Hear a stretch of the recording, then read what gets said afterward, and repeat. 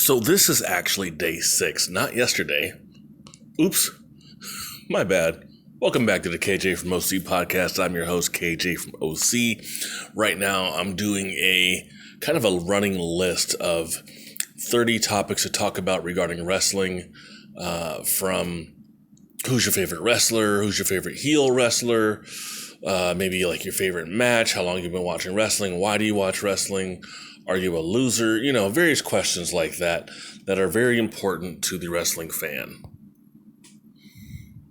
And today's question will be favorite top flyer, high flyer, favorite high flyer in pro wrestling. I knew what my answer was as soon as I thought about it. And it's funny because I had to go to a list of other like 70 wrestlers or more who are also high flyers in the industry. And just so I can kind of get an idea and kind of remember, who wrestled and when they wrestled and how many people are on this list right now. It even has Xavier Woods on here. It has Naomi on here. It has Matt Hardy, super crazy. The Usos, of course. You got to include them. It even has Shane McMahon. I know he's kind of, I don't know if I'd really include him as a high flyer. I don't know if I'd include him, but I definitely would include some of these other guys and gals throughout the years of watching wrestling as far as top high flyers. And we're going to get into it. And I got to include Ricky the Dragon Steamboat. That guy, I mean, his move was a high cross body. His final move was a high cross body. He would also do a diving chop. I think he would do planches out of the ring or standing planches, things like that. He was one of the most exciting for me. I mean, 80s and 90s, of course. One of the most exciting guys for me to watch back when I first started watching wrestling. He was one of my first favorite wrestlers. And still to this day, if I were to nail down my top 5 favorite single wrestlers, not tag teams included, just single wrestlers, he's definitely in my top 5. I'll probably actually do a top 5 at some point and discuss who's in my top 5 and maybe why, of course, and all those kind of things, matches I remember, etc. And so you're going to hear a lot of the same things over and over and over again because I'm just an old guy who hasn't changed his mind. But anyway, Steamboat, high flyer, was great in and out of the ring, doing all those different moves and things like that. He was also a high energy guy too. And I think that also maybe because of that, I mean, he had a good drop kick. I mean, that was kind of a standard for high flyers back in the day is a standing drop kick or running drop kick or drop kick off the top rope or the middle rope or whatever, various moves like that. But yeah, he was just exciting to watch. And I mean, that's why I think he got over. He didn't have a huge personality. I think he tried in his promos. For sure he tried. I'll give him that. He definitely tried. But he wasn't one that you would watch the promo and be like, oh man, I got to watch Steamboat now because of his promo. You're going to want to watch Steamboat because of his in-ring action. There's actually another guy on this list who I'm going to include who is great in the ring and is definitely a high flyer. Probably this person might be my number 2. Yeah, because I think I'm coming up with okay, I have my list already in my head. So my number 2 person, also a high flyer, but not very good with personality. They got to have personality or else they're just high flyers. Like the Killer Bees, they were high flyers. They were double drop kicks and stuff like that, the Rock and Roll Express. But I don't remember them having really a solid personality, I always talk about entertainment and how to get a company over and how to get wrestlers over. You remember the Big Boss Man because that was his character was, a corrections officer who would then beat people up, and he wore a corrections officer uniform to the ring, and he had a nightstick and handcuffs, and he would tell you in his promos that he was going to, lock you up and throw away the key, whatever it was, I forget. But he had all that kind of thing going on, so that kind of worked for his character. But Steamboat didn't really have that kind of character. And I think had he had that character, he might be more known overall when it comes to the, the Hogans and the Flairs and Dustys, etc. Now, people, of course, who are my age that watched wrestling back then will remember his name, but they're probably not going to remember a whole lot about him. Just Just kind of throwing that out there. I just don't think they're going to know a whole lot about him, other than maybe the Komodo dragon he would bring to the ring, which was part of his character, part of his attire, I guess, if you want to put it there. And he always looked like he was wearing like a karate outfit, and he did like these karate chops in the ring. So, yeah, but as far as the high flyers, he's definitely my number 5. This might actually be a much shorter episode today than usual, because I'm already only like 5.5 minutes in, and here we go with my number 4. I did say I had my top 5 already. I guess I gotta. I can't say him. There's no way. I gotta say probably someone like Juice and Thunder Liger, or maybe even Ultimo Dragon, but I don't have a lot of. Oh no, I just gotta go with AJ Styles. I gotta go with AJ because I haven't seen enough of Liger. I haven't seen enough of Ultimo Dragon. Snuka was pretty much done wrestling by the time I started watching wrestling. You know, he wrestled like maybe a few matches here and there, like I think against Rick Rude at like one SummerSlam or something like that. I forget what it was.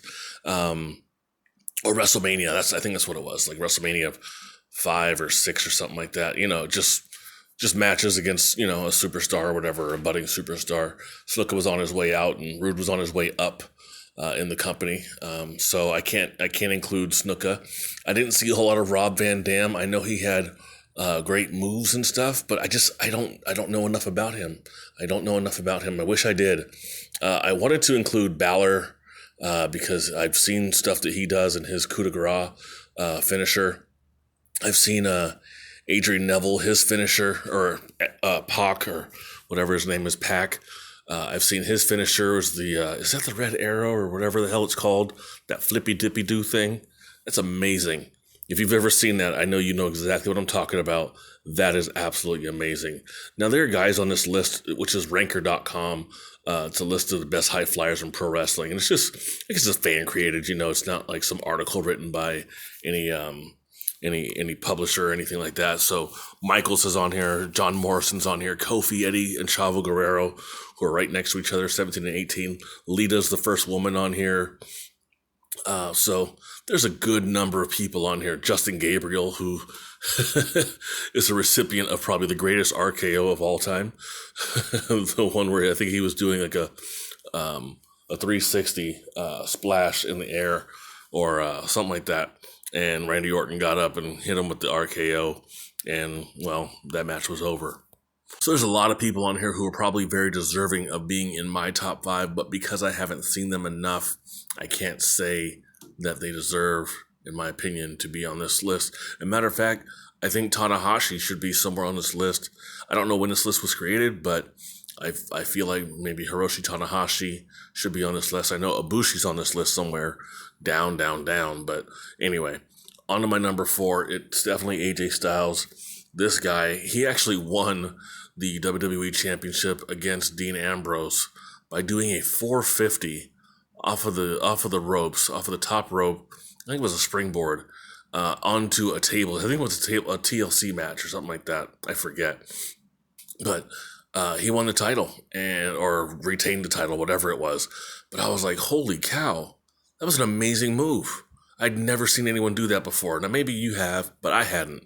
You know, I was kind of just getting back into watching wrestling. I was already a fan of AJ Styles. Matter of fact, I have an external hard drive of a bunch of old matches and stuff. And I started downloading stuff from like, you know, TNA, WWF, you know, when I was growing up, WCW, and WA. And one of the first AJ Styles matches I downloaded was from 2009. Well, I downloaded it in 2009. That's over 10 years ago. So that's, to me, is like, okay, I've had plenty of time to see enough. And even back then, I was like, this guy is good, you know, and he wasn't even, I don't even think he'd hit his peak yet. I want to say he hit his peak probably, I don't know, maybe a few years later, but when he was kind of first starting the Bullet Club or getting into the Bullet Club, at least his peak in popularity, at least. But this guy's in-ring ability, really putting on a show in the ring, is great. I know I said that 450 like there's not more. Matter of fact, he just pinned Ricochet, who was also known as Prince Puma when he was in Lucha Underground, but he pinned Ricochet with a What is that move, that finisher that he has? I got to think about it now, and that really sucks. Shit, had to look it up. It's a Styles Clash. He had a Styles Clash from the second rope and pinned Ricochet for the U.S. Championship, which is AJ's third reign, I guess. Ricochet's reign only lasted like a month or so, not very long at all. But anyway, innovative moves like that, pretty cool. Seeing just how he works his matches, obviously. Great in-ring work. I saw some highlights of a match he had with Kyle O'Reilly. I think it was in ROH some years back. Obviously, they're both in WWE now, and Kyle O'Reilly's in NXT. But just to see the two put on a match, which looks absolutely amazing. It's one of those I'm going to have to download if I didn't already. Absolutely amazing. And it wasn't a whole lot of high flying, but it was definitely in-ring storytelling with a lot of counters and attempts at, finishers and stuff like that. And when you see that kind of stuff, these two people who are going at it are definitely great at in-ring storytelling and, best in the business and best for business as far as that's concerned.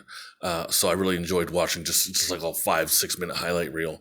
But to me, it just shows, and this was, from a few years ago, it shows me what his ability really was, because he's my age. He's 41, I believe. He's 40 or 41, somewhere in there. So if he was doing that a few years ago, because he came to WWE in 2016 in January for the Royal Rumble. So that match may have been from like 2014, 13, 12, maybe somewhere in there. That's still mid-30s. He's up there at that point, and he's still putting on matches like that. And he was even in WCW, I believe, for a few matches or so, and even in WWF before WWF bought WCW, or maybe shortly after. But, and he was really high-flying back then. Oh, my goodness, he was high-flying. Actually, I think they called him Air Styles or something like that, or Air Adam, I forget, Adam Air, I forget, something like that. But just to kind of signify how much he was a high flyer back then. Solid worker. Speaking of another solid worker, my number 3, and I wanted to say Sting, because I love Sting, but Sting will definitely be on this list, not this list, but excuse me, this whole countdown, 30 days pro wrestling questions, and I'm probably going to have some more after that too, because I think it's fun. But I wanted to put Sting on this list because one of my favorite things that he did, 2 of them actually, were planches.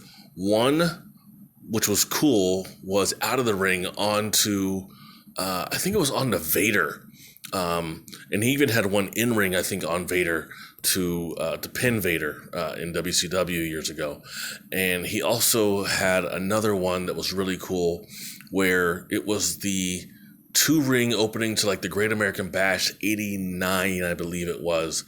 And there had been 2 rings, and there was like a 20-man battle royal or something like that. And then if you got thrown out of that ring, you had to go into the other ring, and then you got thrown out again, then you lost completely. Then the final 2 people who were in both rings got to fight each other for the final thing. And it ended up being that Sid Vicious and I think Dan Spivey ended up winning, and Teddy Long was like, you both win, you're not fighting because you're my tag team. That's when they went to Skyscrapers. Anyway, Sting, because he had a match that followed that, Muta came out first. Sting was a TV champion. Muta came out first, got in one ring. Sting came out and got in another ring because he thought that was where the match was going to be. Sting's sitting there waiting, the bell rings, and Sting's like, okay, let's go. Why don't you get in the ring?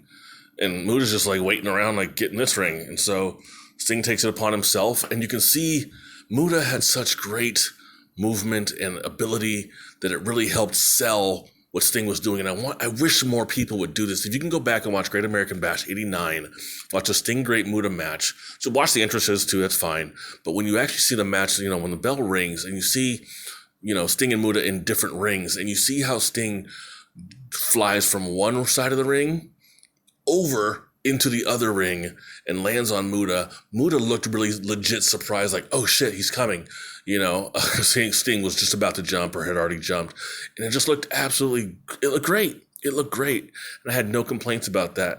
He lost the match. Sting lost the match. But to to me, that was one of those things where I watched Daniel Bryan when he was coming back, and I'm like, why do people like him? Because I wasn't really into Daniel Bryan. Great technical wrestler, but I wasn't into the hype. But when I saw how he would fly out of the ring and do different things, I'm like, this is why people like him. Because he puts on good matches, tells good stories. He's a good guy. He's a great guy to root for. And I thought, this is exactly why I like Sting. Sting had a certain energy about him. His character was just like he was face painted and he had, tights and boots that would match his face paint. Like, what was his character, though? He didn't really get a character, per se, until he was the Crow. And he was quiet. He wouldn't say anything. That was when he really, really got a distinct character. Daniel Bryan, as far as what I remember, maybe when he was doing Team Hell No, had a character. But when he became the GM or whatever he was for SmackDown, he kind of became a character for sure. Like that with that Miz promo. Miz ripped him a new one. But then when he came back and then was a good guy, then eventually was a bad guy, wrestled AJ and became, the eco-friendly champion, but was a heel. Great character to use, and it worked, and it absolutely worked. So the two of them, to me, remind me of each other in that sense, where they didn't really have a strong character per se, but eventually evolved into having a strong character, and I thought that was great. But even some of the high flying stuff was great. I like that too, because Sting would do some stuff, but I can't put Sting on this list. But Muta is definitely on this list because Muta's finishing move was a moonsault that I had never seen before. It's funny how I just spent like 5 minutes talking about Sting and he wasn't even on the list. But Muta had that. He had a lot of cool stuff that he would do just off the top ropes. I'm trying to remember a lot of his high flying moves. Muta would do a slingshot plancha. He would do a Hurricane Rana. He even had a move where he would jump off the top rope and do a front missile drop kick, where basically he's drop kicking you, but he's drop kicking you from the front.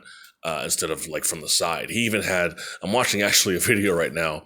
You go on YouTube, the top 30 moves of the great Muta. He even had a Hurricane Rana he would do off the top rope as well. He does a lot of ground-based moves, leg locks and Karahashamaye. I can't even say all that shit. It's all Japanese to me, literally. But he was really good at his moveset.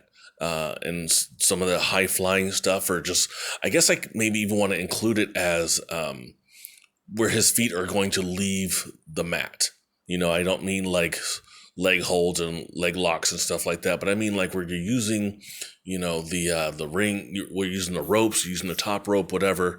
He even had a diving overhead chop. I'm still watching this video, and it's kind of giving me other ideas that that was so impressing. I'm so impressed with this guy's move. He even has a rolling soul butt. They're calling it that, which is basically a reverse roundhouse kick. Great move. This guy just was so amazing. I remember watching when I was real little, and I was watching, and my brother was watching me watch. And he saw the way that, and this has nothing to do with the high flying, but just Muta's moveset overall. Muta had this like the fastest elbow ever in the world, where he would come off the ropes. Oh, here it is. It's number 16 on the list, called the flashing elbow. And it just, when he was younger, it was so fast and he would go so quickly. I mean, I'm even seeing him without his face paint, and he's bald and he's bigger, but he's still got that flashing elbow speed. It's amazing. It looks so cool. And one of my favorite ones, the space rolling elbow. He's got that one too, as he's kind of he does like this back handspring elbow. And I think Dana Brooke uses that now too. And they've actually had it in various, various WWE 2K games. I remember using it and always making sure that when I had Muta or he was created, that move was in there, because it was on point. I want to say he also had the Hurricane Rana, but that may have been, I think that was actually Tanahashi and not Muta. He had so much that he would do. I actually had to fast forward through the rest of this video to kind of see the other moves that he would do. And like I said, I have never seen, at the time, I had never seen a moonsault before, and he was the first one I ever saw to do that. And it blew me away. It blew me away. Dude was great. was absolutely great at what he did. So as I'm sitting here watching Ricochet right now, he has a move called the backflip, head scissors, takedown, and drop kick combo. It is a mouthful, but it is also, with respect to just what he does, it is also an eyeful. I have to watch this in pieces, okay? Okay, so he comes off the ropes. He does a backflip, but like his back is touching the opponent's back as the opponent is bent down in front. So he's coming at the opponent. Opponent bends down. He does a backflip rolling over the opponent. Then he goes at them again. The opponent comes at him with like a clothesline or something like that. Ricochet has to duck under that. And then he does like a back handspring, and his legs attached, or his feet attached to your shoulders, and then he basically takes you down from there. And then as you're getting up and he's doing a kip up, you get up, he gets up, and then he stands and drop kicks you right in the face. I'm just like, come on, dude, are you serious? How do you do that? How do you do that? This guy is so athletic, so incredibly athletic. And that's why he's my number 2. I'm going to give you another one too, called the Rolling Thunder front drop kick. So there's one where you're running into him while he's in the corner. He puts his feet up and kind of pushes you back with his feet. You're rolling backwards. And as you're rolling backwards, he comes up and rolls he rolls forward out of the corner. And as you're getting up, he's getting up and then stands up, and then I'm absolutely amazed at this. He rolls out of it, jumps out of it. I don't even think he puts his hands down, and then stands up and drop kicks you. It's number 7 on this list. It's Ricochet top 10 moves NXT. Somebody, Mr. BACIHOP, is on YouTube, and that's where this video is. So if you want to see it, you can see it there. There's also a move he has called a standing shooting star press. You know what a shooting star is? Actually, that was the move Evan Bourne did that Randy Orton caught him with. But the shooting star press is usually done from the top rope to an opponent on the ground, on the mat, whatever. Ricochet, and I think even Seth Rollins does this, where they basically kind of just come off the ropes or just come from a running position, and they basically just kind of do a flip. They do a flip with their head going backwards and their body landing on you. I don't know how else to explain it other than that's just exactly what it is. He's got another one, a springboard European uppercut, where basically he jumps from the top rope, or he's on the outside of the ring. He jumps on top of the top rope and then gives you a uppercut to the chest with his forearm, which is pretty awesome. He has another one called a diving moonsault plancha. A diving moonsault plancha. Basically what this was, it was from the 6-man ladder match for the North American Championship in NXT. He's standing on the ladder, and he looks behind him. And as he looks behind him, just to make sure it's ready, because the wrestler's got to be ready, or else he's going to land on himself. He just jumps out of the ring backwards, but he's like 12 feet in the air, maybe, and a few feet away from the actual edge of the ring. So he has to jump. He has to jump a little bit, and then he landed on Killian Dane. He landed on, I think, I don't know who the hell else was in this match, Adam Cole, and maybe somebody else, maybe Lars Sullivan. But either way, another amazing move that this guy has in his repertoire to be able to do all that. Standing, and he's got a springboard shooting star plancha. Springboard shooting star press plancha, where the whole shooting star press thing that he does before, now he's jumping on top of the rope and then jumping outside of the ring. Then he does a shooting star press, which we all know that which I mentioned before. But his final move is a 630 senton, where he goes from the top rope and flips and almost flips almost basically a 360 3 times. It's 2 360, or no, it's a 360 and like a 180 or something like that. I don't know what the hell. It's a lot of math. But he does all that and then lands with his back on your chest, and that's his final move, and it's super impressive. Oh my God, this guy. I mean, by the time he retires, he will be in my top 10. I wish he had more of a personality, but he'll definitely be in my top 10 of favorite wrestlers. And if you want to know who my favorite high flyer is of all time, here we go. Number one, I do a drum roll, but I'm in a hotel and I don't want to be loud because that would be mean. So anyway, my number one is Rey Mysterio Jr. He's been a great high flyer. He does a lot of great counters, aerial counters. His finishing move is a 619, where you're the wrestler and you're draped on the middle rope, and he runs off of the other rope and then does like a, I don't know, he kind of slides out of the ring and then kicks you, and then as you're falling back, he jumps on top of the top rope and then gives you a Hurricane Rana, or just gives you like a flat body press or something like that. That's innovative. I'd never seen anyone. Now, maybe they did that in AAA. I think he was in AAA maybe before he came over. I know he'd been wrestling for a very, very long time. He started wrestling, I think, when he was 14. I could be wrong. Don't quote me. But if he started wrestling at 14 and he's doing this stuff at like 20, 30, and now he's 40 years old, that's just impressive, man. That's just impressive. And I got to give dude all the props for that. All the props for that. Here's one from the Survivor Series where he's standing on top of the Great Khali. It's called, I'm actually at WWE's channel. It's called Rey Mysterio's Wildest High Flying Moves, WWE Top 10 from October 2018. So this is right after he came back. And so Khali's got him on his shoulders, and then Rey stands on top of that. And then I think he pins Kane. Yep, he pins Kane, and then Kane is out of the match. And so, what's the other one he's got here? Oh, it's like he's climbing to the top rope after doing a 619, and then he basically does a frog splash after Eddie Guerrero, because I think Eddie had already passed away. So yeah, that was a little tribute there. It's really, really sweet. But yeah, Rey is just, I mean, even even this next move is basically him doing a power bomb off of the top rope onto somebody. I don't know who it was, but it looked like it was at WrestleMania 20. It looked like I couldn't exactly see, but doing a power bomb off the top rope, like this guy is just, he's so great. Stage dive onto looks like Psychosis, giving him a Hurricane Rana from like 10 feet in the air. It looks like an ECW type show. Oh my God. I mean, if you guys can just go to the not the network, excuse me, go to YouTube. Oh my goodness, this move is incredible.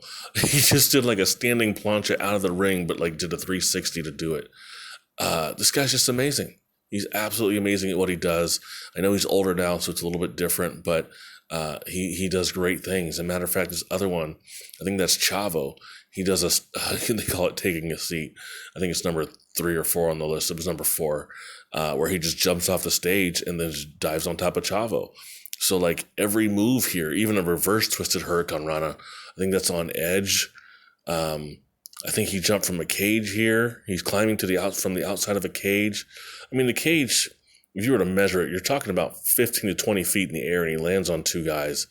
And then the number one that he did was he flipped out of the ring here, looks like on Eddie Guerrero when they were both in WCW, and he just gave him a Hurricane Rana. I don't sound surprised because that's how good he was, that he could do something like that. And I'm not surprised. It's like when you see, Jordan do a great dunk, or Kobe hit a great shot, or LeBron do something great, whatever. So I put all 3 together. And it's almost just like, it's par for the course. It's what they do. When I watch Barry Sanders highlights, or Emmitt Smith highlights, or Walter Payton, Jim Brown, whoever it is. And I'm just like, yeah, you can't say, oh my God, every single time, because after a while, you're just used to it, because they're just that damn good. Man, what another great show. Tomorrow, we will be doing Dream Match, and that might actually take some time. That might be a longer episode, and the reason why is because I probably have about 10 dream matches I want to see, and one that probably won't make the list would be Demolition against the Freebirds, whether it's 2-on-2 action smash with Fuji against Hayes and Garvin, or whether it's 3-on-3 with Axe Smash and Crush against Hayes, Garvin, and Gordy, with Fuji in the corner of Demolition and Buddy Jack Roberts in the corner of the Freebirds. Like, I think that'd be a great match to watch, but it's not going to make my top 10. And people might say, oh, what about Austin and Punk? Probably not going to make my top 10. I think it would be a great match as far as in-ring storytelling and the promos they would do and all that kind of stuff, but probably not going to make the list. I'll tell you my number one. Just kidding. That was just ruin it. I don't want to do that. But I will tell you to find me on Twitter, Instagram, and Facebook, KJ from OC, and I will see you tomorrow, or you can hear me tomorrow. We'll take it from there. All right. Take care. Bye.